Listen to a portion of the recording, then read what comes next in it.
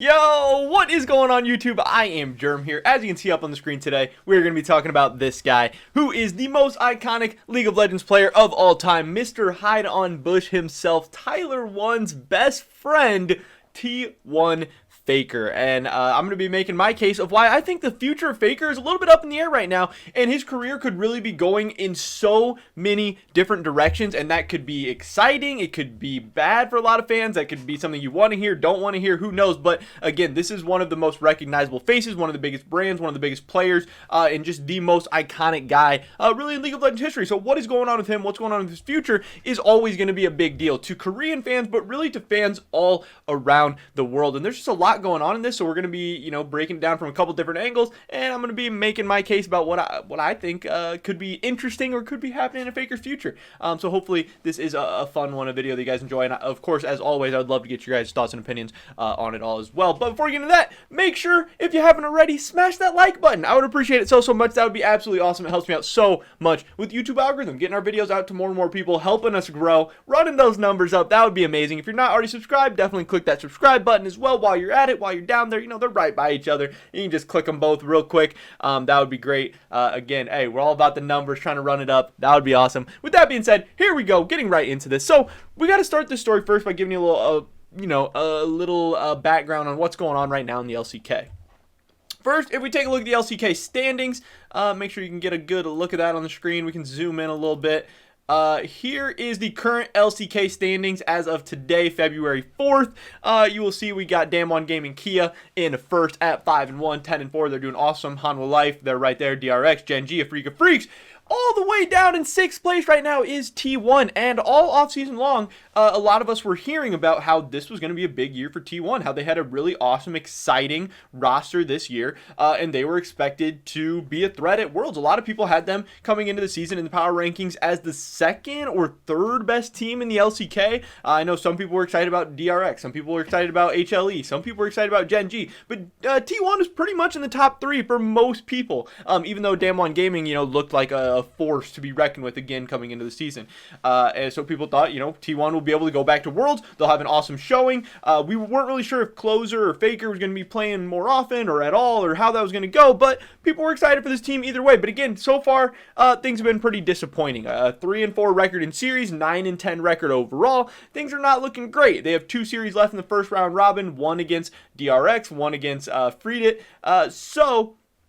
They have one series against a team above them, one series against a team below them. So if you say they win the one against Brion and lose the one against DRX, they're going to end up in a similar spot, 5th, 6th, 7th, something like that. And that sucks. Yes, it is early on in the season. Yes, they're still trying to figure out so many things. Yes, Spring Split doesn't really even matter that much anyway, and they can still bounce back in Summer Split. They can still be fine. The season is not over for T1 by any means. And they've gone on some crazy runs before. They're a super talented team. They're absolutely capable of that. But so far, they're kind of behind the 8 ball. They're not in a great position, obviously, and they're not looking as dominant as probably a lot of people expected them to coming into the season.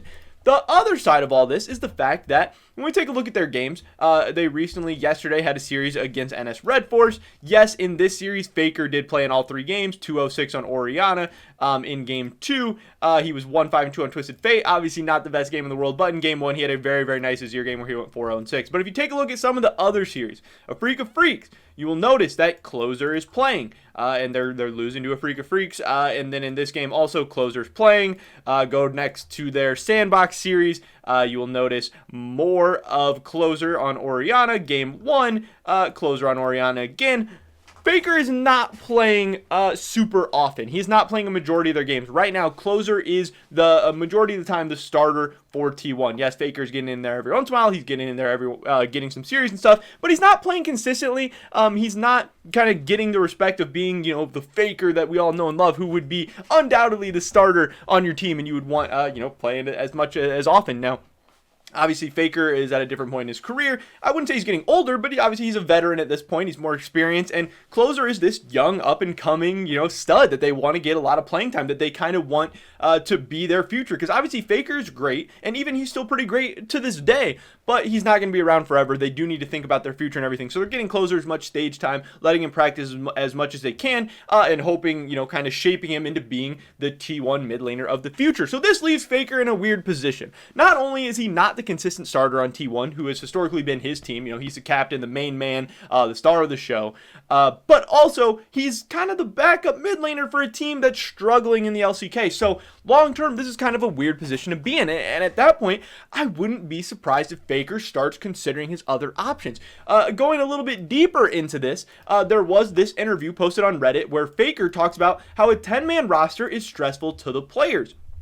He also talks about some other things where there has been a burden regarding the starting position. Having to fight for the starting position and stuff has been a burden on a lot of the players. He also talks about how the head coach and him, there's a lot of differences between the ways that they see the game. And then down here's a quote about his opinion on the 10-man roster. There could be players suffering a lot because of the competition between 10-man roster. I think the players will get a lot of stress. So, clearly it seems like he's not exactly loving the situation that he's in. Obviously he loves T1, he's been extremely loyal to them, and it would be crazy to think about Faker on a team that's not T1. But again, the situation does not seem great right now. It's a stressful situation. They're not winning a ton, he's not playing a ton, and that's just gotta suck. The money's good, he's doing all right financially, he's gonna be set for the rest of his life, but obviously he has a couple of different options. Then one of these options would be to retire and just become a content creator, and that would be absolutely fine for him, I'm sure. He's going to be a massive content creator, he's going to be able to make a ton of money. People are always, especially in the short term, people are going to be looking for a ton of Faker content. It's going to put up a ton of views. He's so recognizable. He can do just fine as that, and he's streamed on Twitch before, he's streamed on other platforms, he's always put up insane numbers. He could stream probably very, very comfortably for the rest of his life and be good to go, and who knows, getting out of a more stressful situation like he's saying going on right now, I'm sure he would enjoy that in some ways. But we also know that he is very, very competitive. He obviously loves playing competitive League of Legends. He's been doing it for so long, and I'm sure he would want to continue that at some capacity. Then obviously you get into the thing where talking about the Korean military, where you have to do your service time. I believe it's 2 years. That's coming up at some point. I'm not sure exactly when that's coming up, but I believe it's in the near future, within the next couple of years for Faker. So he could maybe take a break, do the military time, maybe he comes back. A lot of people don't really come back from that, just because taking a 2-year break from playing League of Legends stuff is really, really hard. Maybe be a content creator after that. I'm not sure exactly how far he can push that back or how long that can be delayed or whatever. But that's just another thing to keep in our minds. The other then opportunity is Faker leaving T1, going to another LCK team, going to a Chinese team. There would be so many LCK teams, LPL teams throwing a ton of money at him, and that can make a ton of sense as well. But where a lot of people are going to go is, would Faker ever consider heading to the West? And this is kind of what got me thinking at first. Fausty, usually G2 Fausty. I don't know why he changed his name to Fausty LOL. He took the G2 out.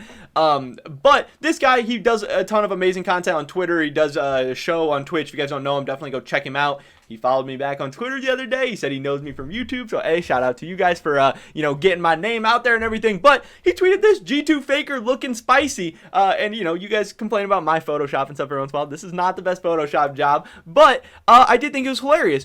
And the fact that it could potentially make a lot of sense. Now, do I think G2 is going to be looking to replace Caps anytime soon? Absolutely not. But we know Carlos does some crazy stuff. We know also that of the teams in the West that have a lot of money to throw around and are serious contenders, because I feel like Faker would want to go to a team where he actually has a chance for success. There's not a lot of teams in Europe. Yes, Europe is the better league than North America the last couple of years, historically, whatever, but they don't have the money that North America has. But the one team in Europe who is the good combination of has money and could be successful would be G2. So Faker to G2 could potentially make some sense. Again, I don't know if they would just replace Caps. I don't know if Faker would just leave Korea and come to Europe and be the only Korean player on his team. I know a lot of times that these guys like to come as like a package deal, so at least they have another friend, a guy to talk to and stuff. Faker does speak English, at least somewhat, to some extent, so he does understand, he can communicate, he does English interviews, so I think communication could work, but I think G2 would honestly be one of the teams that made the most sense for Faker if he cares about winning still when going to the West. If he just wants to play, make a bunch of money, there's so many different options. Every single, like 7 of the 10 North American teams have millions of dollars to throw around. In Europe, there are teams. G2 has a ton of money. Vitality has a ton of money. There are some teams who, could probably scrounge together some money if Faker was on the market, if Faker was out there. And people have always talked about this, where, is Faker going to eventually come to retire in the West? Is he eventually going to come collect a huge paycheck to play in the West? And, for a while, it never really made sense. T1 was one of the best teams in the world consistently. They were built around Faker. It was all him. He's the star of the show. He's making a ton of money. He's really running up his brand. He gets to live in Korea still, which I'm sure he enjoys. But now, all of a sudden, things kind of look like they're souring in T1 a little bit. It seems like people are feeling it, and these questions are going to start coming up. And again, do I think it's likely he goes to G2? Probably not. It would be insane, but we've seen crazier stuff. I mean, this last offseason was insane in terms of the roster moves and everything. And could he go to a North American team? Yeah, sure. I mean, there's going to be a ton of teams throwing millions at him. Team Liquid obviously is going to come to mind. They just locked up Jensen to a new 3-year deal, so it would seem a little bit unlikely, but, you only get so many chances at Faker in your life. Cloud9 has a ton of money. They obviously just got perks, so that really, you would think, wouldn't make sense either. But again, if Faker comes calling, who knows? TSM, they usually don't throw around as much money, but again, Faker, maybe things change. 100 Thieves, Evil Geniuses. These teams have the money to throw around, and it's something that maybe could happen. And what really got me thinking that was pretty interesting was the fact that Carlos, I thought I had Carlos's pulled up. Carlos actually liked this tweet, the owner for G2. I don't know if I can find it on here. I had to scroll like forever to actually find Carlos's likes, because he likes so much stuff on Twitter. I thought I had it pulled up, but I actually don't have it pulled up. But just know that Carlos did like this tweet, and that's how it came up on my timeline originally, because I followed Carlos. Carlos liked it, so it popped up. I didn't follow Fossey at the time. I then followed him after it came up. But that was interesting. Carlos is obviously, he's that evil genius. He's always thinking, he's always going. And yes, him just liking one meme on Twitter doesn't mean anything, but it's what got me thinking about this whole situation and thinking about this whole scenario. And the more I looked into it, yes, T1's struggling. Faker's not playing. He's stressed out. He doesn't really agree with his coach on the game. He could be on the move. And again, that could be Korea, could be China, could be Europe, could be North America, could be retiring, could be military service time. He has all the options in the world, and really he's in a position of power, kind of, where he's going to get to make the decisions himself, because everyone is going to be throwing huge offers, huge money at him. And it's hard to tell exactly what he would want. Who knows exactly, does he want money? Does he want more fame? Does he want to succeed internationally and prove to people he can be successful anywhere? Does he want to try and win worlds still? He has a bunch of different options, and who knows what he likes, who knows what he wants. But it is funny to at least think about the idea of G2 Faker and Carlos pulling off another insane move. But that is pretty much it for this video today, guys. Again, definitely drop a like if you enjoyed it. I would appreciate it so much. It really helps me out with the YouTube algorithm. Absolutely smash that like button. Leave a comment down below. What do you think about this whole situation? What do you think Faker's going to do? You think he's going to retire? You think he's going to go to the military? You think he's going to sign with another team? Or you think he's just going to stick it out with T1? I would love to hear your guys' thoughts and opinions. Subscribe, save down on my latest content. Hopefully I catch you guys in the next one. But until then, peace.